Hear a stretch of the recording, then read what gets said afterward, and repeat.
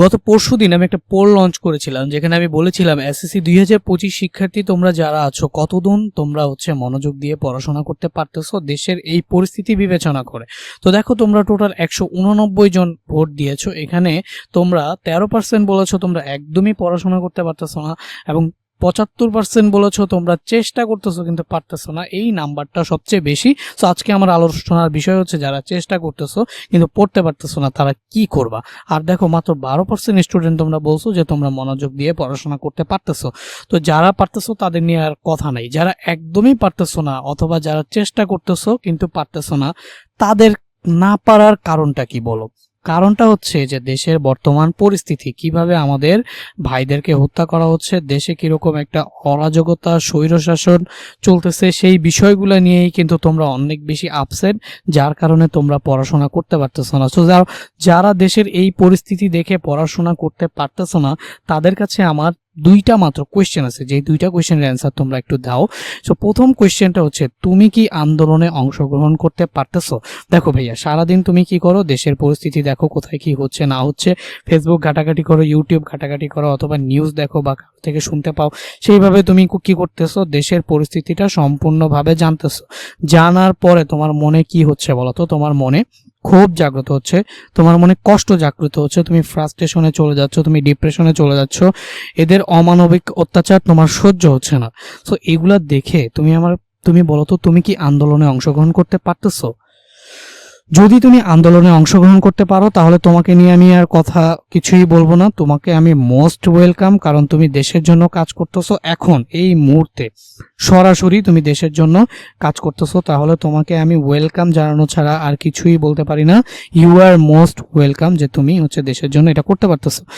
কিন্তু যারা সরাসরি আন্দোলনে অংশগ্রহণ করতে পারতেছো না, কিন্তু এই দেশের বর্তমান পরিস্থিতি, সার্বিক পরিস্থিতি দেখে দেখে তোমরা ফ্রাস্ট্রেশনে আসছো, তোমাদের জন্য প্রশ্ন হচ্ছে, তোমরা দেশের জন্য তাহলে করতেছোটা কি? তোমরা কি দেশের জন্য আদৌ কিছু করতেছো? যারা এই ভিডিওগুলো সারাদিন দেখতেছো, তোমাদের মনে ক্ষোভ আসতেছে, দুঃখ আসতেছে, কষ্ট আসতেছে, সবই ঠিক আছে, বাট তোমরা যদি আন্দোলনে যাইতে না পারো, তোমরা যদি ন্যায় বিচার চাওয়ার জন্য রাস্তায় দাঁড়াতে না পারো, সেই পারমিশন বা সেই সুযোগ সুবিধা বা সেই সাহস তোমার মধ্যে না থাকে, তাহলে তুমি দেশের জন্য কি করতেছো? তাহলে তুমি যদি পড়াশোনাও না করো, ঠিক আছে, তুমি এই যে আন্দোলনে যাওয়ার সুযোগ নাই, কিন্তু তুমি দেশে বসে বসে দেশের বর্তমান পরিস্থিতি দেখে, ফেসবুক ঘেটে, ইনস্টাগ্রাম ঘেটে, তুমি এগুলো দেশের পরিস্থিতি দেখে তুমি নিজের মধ্যে কি পাচ্ছ? কষ্ট পাচ্ছ, তুমি ফ্রাস্ট্রেটেড হচ্ছ। ফ্রাস্ট্রেটেড হয়ে তুমি দেশের জন্য কি করতেছো? তোমার ফ্রাস্ট্রেশন দেশের কি উপকারে আসতেছে? দেখো, সহজ কথা বলতে গেলে, তুমি যে এই যে ঘরে বসে বসে এই দেশের পরিস্থিতি দেখে, এইসব ভিডিও দেখে, অত্যাচার হওয়া, মানে যত ধরনের স্বৈরশাসন আছে সবকিছু দেখে যে তুমি ফ্রাস্ট্রেটেড হচ্ছ, তুমি যে ফ্রাস্ট্রেটেড হচ্ছ, সেইটাতে দেশের জন্য কি লাভ হচ্ছে? কোনো লাভই হচ্ছে না। দেশের জন্য তুমি বিন্দু মাত্র কোনো সাহায্য সহযোগিতা কিন্তু করতে পারতেছো না। তোমার কারণে তোমার এই যে তুমি ঘরে বসে বসে ফ্রাস্ট্রেটেড হচ্ছ, না তুমি নিজের উপকার করতেছো, না তোমার পরিবারের উপকার করতেছো, না তুমি দেশের উপকার করতেছো। তাহলে করতে পারো কি ভাইয়া? দেখো, কোটা আন্দোলন তো অলরেডি আমাদের হয়ে গেছে। কোটা আন্দোলনে আমরা জয় লাভ করেছি এবং আমাদের মেধাকে প্রাধান্য দেওয়া হয়েছে, কিন্তু আমাদের উদ্দেশ্য যদিও এটা না, আমাদের এক দফা দাবি এখন কি সবাই, সেটা তোমরা জানো, সেটা নিয়ে আমরা অটুট আছি। বাট যারা দেশের এই পরিস্থিতিতে দেশের জনগণের সাথে নেমে আন্দোলন করতে পারতেছো না, তারা কিন্তু দেশের জন্য কিছুই করতেছো না। তুমি ফ্রাস্ট্রেশন হয়ে ঘরে পড়ে আসো, মানে তুমি দেশের জন্য কিছু করতেছো না, তুমি নিজের জন্য কিছু করতেছো না, তুমি পরিবারের জন্য কিছু করতেছো না। তাহলে তুমি করবাটা কি? দেখো, তোমরাই আগামী দিনের ভবিষ্যৎ। আজকে একটা ছেলে মেয়ে, তোমাদের লাইফটা কিন্তু এসএসসি থেকেই শুরু। আজকে একটা ছেলে মেয়ে তোমরা যদি ভালো মতো পড়াশোনা করে 10 বছর 15 বছর পরে মেডিকেল সেক্টরে চলে যাও, ইঞ্জিনিয়ারিং সেক্টরে চলে যাও, প্রকৌশলী সেক্টরে চলে যাও, বা তুমি বিসিএস পরীক্ষাগুলো দাও, বা যে কোনো গভর্নমেন্ট সার্ভিসে তুমি যাও, তুমিই তো যাবা, তোমরাই তো যাবা, তোমরাই তো শিখবা, তোমাদের শিখাই তো যাবো। দেখো ভাই, এখনই আমাদের এই দেশের পরিস্থিতি খুবই খারাপ। এই পরিস্থিতিতে দেশটা খুবই খারাপ অবস্থায় যাচ্ছে। সো এই পরিস্থিতিতে যারা আন্দোলনে নামতে পারতেছো, মোস্ট ওয়েলকাম, তোমরা আন্দোলনে নামো, দেশের জন্য তোমরা কিছু করো। আর যারা করতে পারতেছো না, যাদের পারমিশন নাই অথবা তোমরা যেতে পারতেছো না, তারা ঘরে বসে বসে তোমাদের ফ্রাস্ট্রেশন হয় না, সময়টা নষ্ট করো না, তোমরা এই সময়টাকে পড়াশোনার কাজে লাগাও। আমি আবারও বলতেছি, এই সময়টা তোমরা পড়াশোনা করো। করো, পড়াশোনার মাধ্যমে তোমরা যাদের স্বপ্ন আছে মেডিকেল, যারা হচ্ছে মেডিকেল স্বপ্ন আছে, তারপর হচ্ছে যারা হচ্ছে ইঞ্জিনিয়ারিং স্বপ্ন আছে, তোমাদের যে ইঞ্জিনিয়ারিং এবং মেডিকেলের যে স্বপ্নগুলা, সেই স্বপ্নগুলাকে বাস্তবায়ন করার জন্য তোমরা হচ্ছে এখন থেকে এই সময়গুলোকে অপচয় না করে, ঠিক আছে, তুমি ভিডিও টিডিওগুলো দেখো, দেখে অবশ্যই ফ্রাস্ট্রেশন হবা। সো তাদের জন্য আমি সাজেশন দিব, যেহেতু তুমি মাঠে নামতে পারতেছো না, তুমি খুবই কম দেখো দেশের পরিস্থিতির জন্য যে ভিডিওগুলো আছে সেগুলো কম দেখো। হ্যাঁ, ফেসবুক স্ক্রলিং এগুলা কমায় দাও।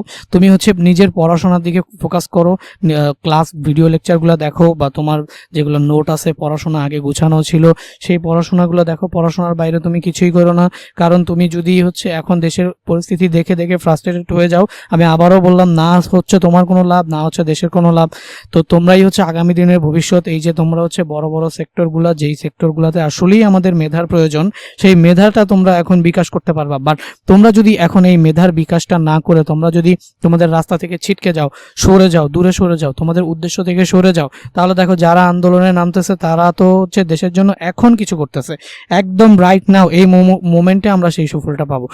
বাট যারা বাসায় বসে বসে আসো, কিছু করতে পারতেছো না, কিন্তু ভিডিওগুলো দেখে দেখে ফ্রাস্ট্রেটেড হচ্ছে, তারা কিন্তু দেশে কোনো উপকারী আসতেছো না। তাহলে তোমাদের কাজ হচ্ছে জাস্ট পড়াশোনা করো, পড়াশোনা করো, পড়াশোনা করো, এবং প্রতিজ্ঞা করো যে এই যে তুমি হচ্ছে সরাসরি পারো নাই, কিন্তু তুমি ভালো মতো পড়াশোনা করে দেশের খুব ভালো ভালো জায়গায় গিয়ে তুমি সরাসরি মানুষের উপকার করবা, সহযোগিতা করবা, মানুষকে সেবা প্রদান করবা তোমার ক্যারিয়ারের সফলতার মাধ্যমে। আসলে একটা বাস্তব কথা হচ্ছে, তুমি নিজে যদি সফল হও তাহলেই দেশ সফল হবে।